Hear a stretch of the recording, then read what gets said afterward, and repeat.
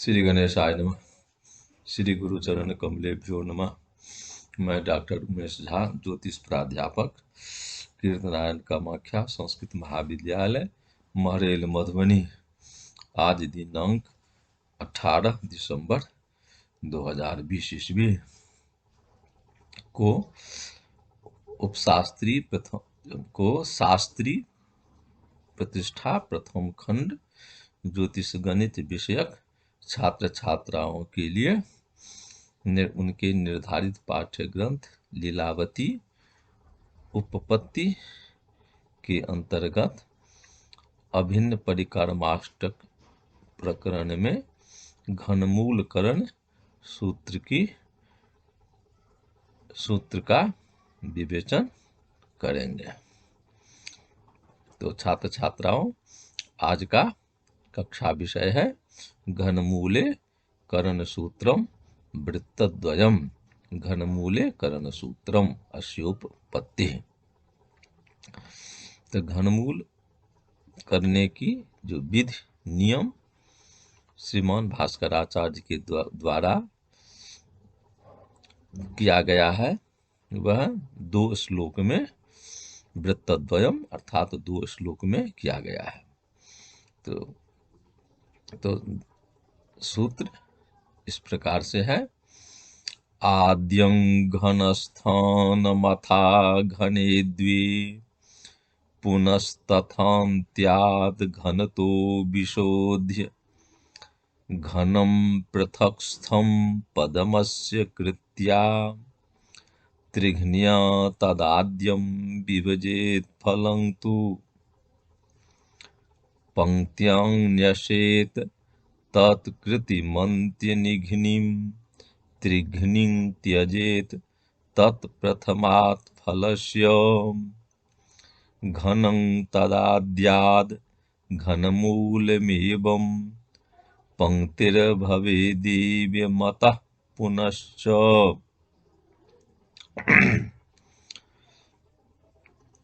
पुनः पढ़ते हैं।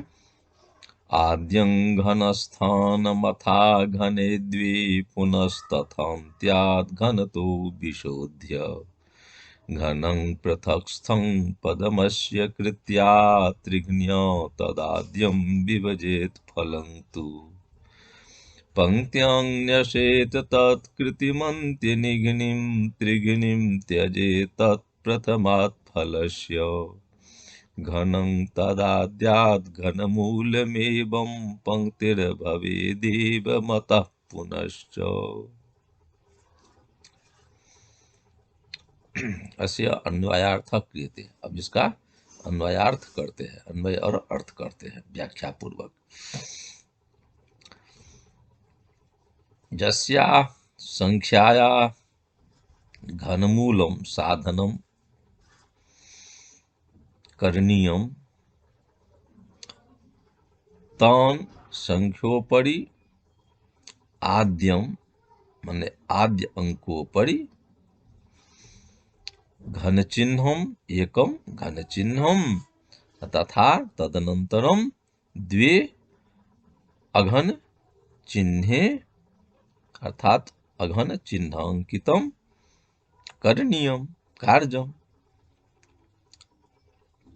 अर्थात जिस संख्या का जस्या संख्याया घनमूलम साधनम कर्तव्यम अर्थात जिस संख्या का घनमूल साधन करना हो अर्थात निकालना हो, घनमूल करना हो, तान संख्योपरि और उस संख्या के ऊपर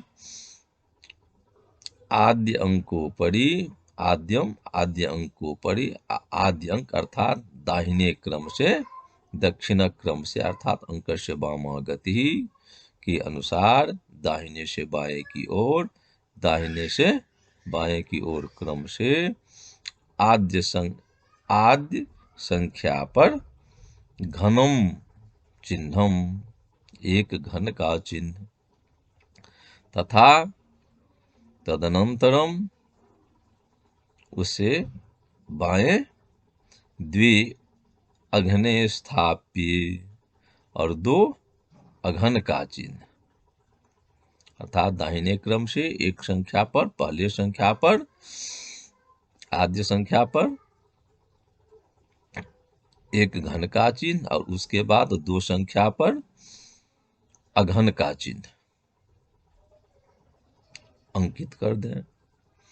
तदनंतरम अंत्यात घनात घनम विशोध्य, अंत्यात घनात अर्थात अंतिम संख्या के घन में, संख्या में घनम विशोध्य, जिस संख्या का घन घटे उस संख्या का घन विशोध्य मन घटा दें। अर्थात अंत्यात घनात घनम विशोध्य, अंतिम घन संख्या में जिस संख्या का घन घटे वह उसका घन घटा दे। पुनः घनम पृथक, फिर उसके बाद घनम अर्थात घन, घनमूल, मूलांकम पृथक, उसको पृथक मन अलग करके लिख ले, रख दें। अर्थात अलग करके यानी पंक्ति में रखे, पंक्ति में रख लिख दे। पुनः फिर पदमस्य अस्य पद पद पदम अर्थात मूलस्य कृत्या, फिर इस मूल का कृत्या अर्थात वर्गम कृत्वा वर्ग कर ले। फिर उसमें त्रिघ्निया, फिर उसको त्रेन गुणितः कार्य अर्थात त्रिभिर गुणितः कार्य, फिर उसको उस मूल कृत्य मन वर्गात्मक संख्या को 3 से गुना कर दे। तदा आद्यंक अग्रिम अघनांकम, आद्यंकम अर्थात अग्रिम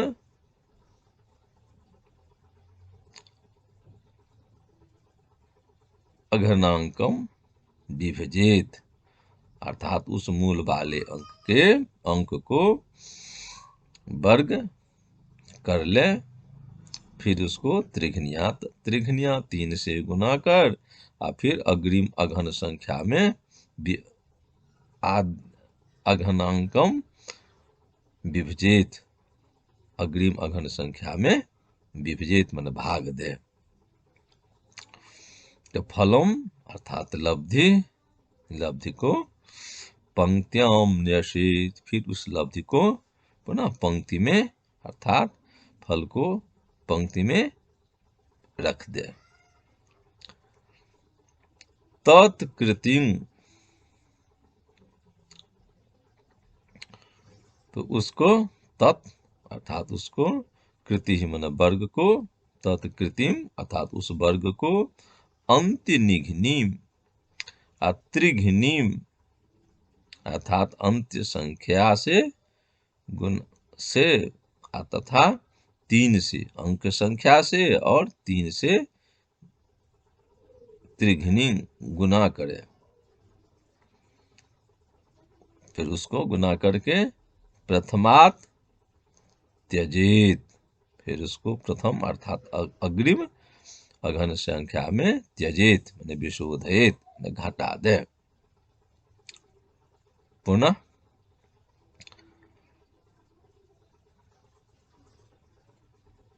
लब्धि संख्याया घनम विधाय, फिर उस लब्धि संख्या का घन कर ले।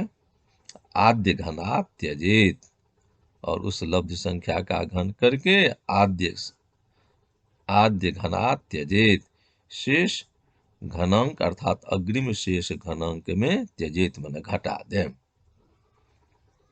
एवं पंक्तिरेव घनमूलम भवेत, एवं इस प्रकार पंक्तिरेव घनमूलम भवेत, पंक्ति का अंक जो है वह घनमूलम भवेत घनमूल हो जाता है,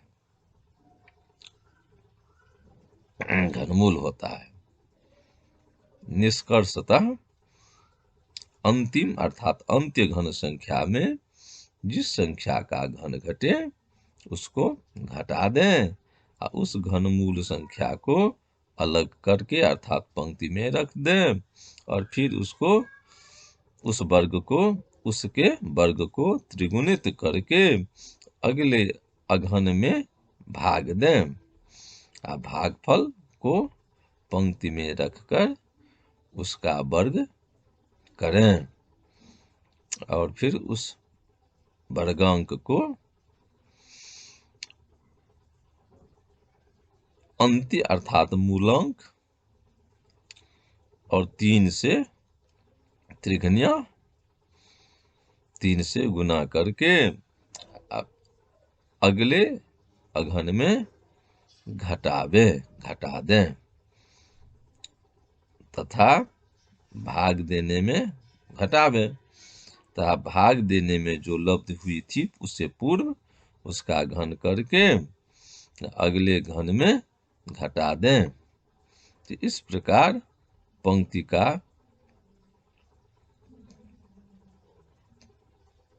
अंक घनमूल हो जाता है। तो यह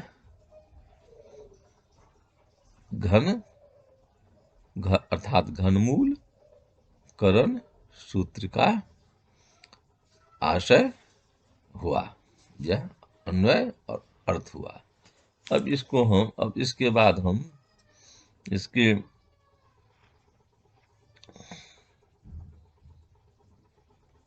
उत्पत्ति की ओर चलते हैं। इसमें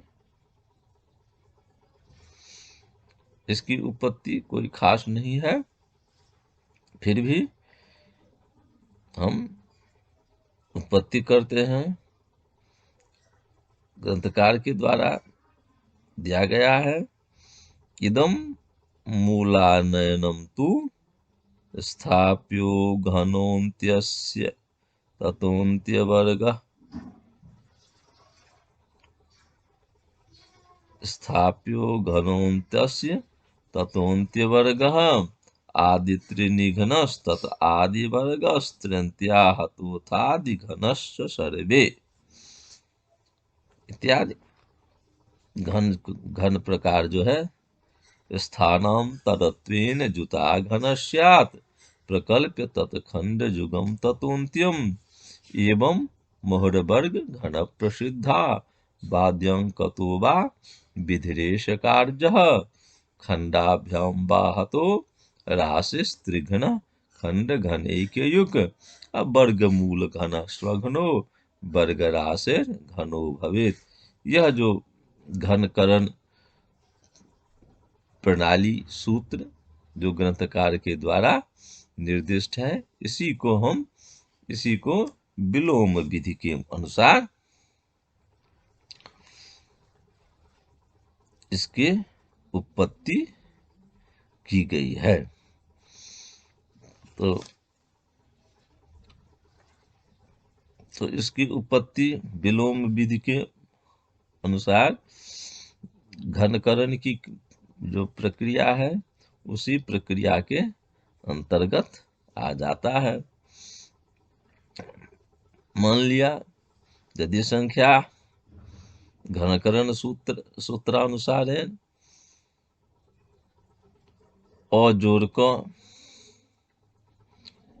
तथा उक्त परिभाषया घनकरण की जो सूत्र है समत्रिघातस्य घन प्रदिष्ट, इसके अनुसार समान 3 संख्या का गुना घन कहा गया है।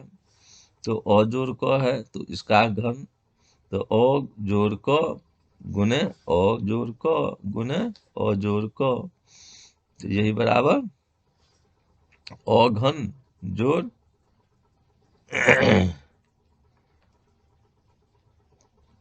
अर्थात इसी के अनुसार क्रिया की गई है। तो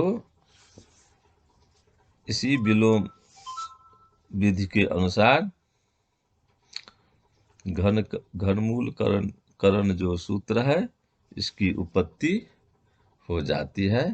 तो छात्राओं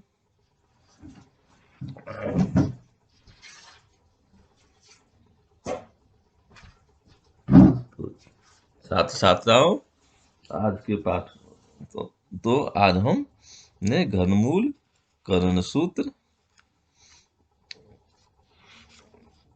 जो है, जो निर्देशित है, आद्यम घनस्थान मथा घने द्वे पुनस्तथान्त्यात् घनतो विशोध्य घनम पृथक्स्थम पदमस्य कृत्या त्रिघ्निया तदाद्यम विभजेत फलं तु पंक्त्यं न्यसेत तत्कृति मन्त्य निघ्निं त्रिघ्निं त्यजेत तत्प्रथमात् फलस्य घनं तदाद्यात् घनमूलमेवं पंक्तिर्भवेदेव मतः पुनश्च।